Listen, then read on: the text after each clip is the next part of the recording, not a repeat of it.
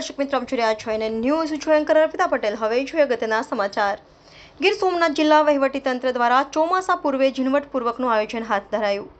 સંભવિત આફતને પહોંચી વળવા માટે જિલ્લા કક્ષાના અધિકારીઓને 10-10 ગામની સોંપણી કરવામાં આવી। અધિકારીઓ તમામ ગામે જઈ શાળા, આંગણવાડી, વીજળી, આશ્રય સ્થાનો તેમજ સંભવિત આપત્તિ સંબંધિત તમામ પાસાઓ ચકાસશે।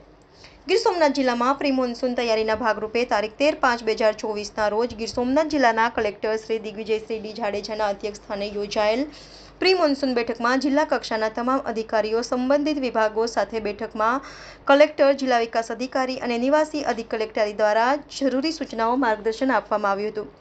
વધુમાં જિલ્લા કક્ષાના તમામ અધિકારીઓને આશરે 10-10 ગામની જવાબદારી સોંપી અને જિલ્લાના તમામ ગામે જઈ શાળા, આંગણવાડી, વીજળી, આશ્રય સ્થાનો તેમજ સંભવિત આપત્તિ સંબંધિત તમામ પાસાઓ ચકાસવા હુકમો કરવામાં આવેલ છે।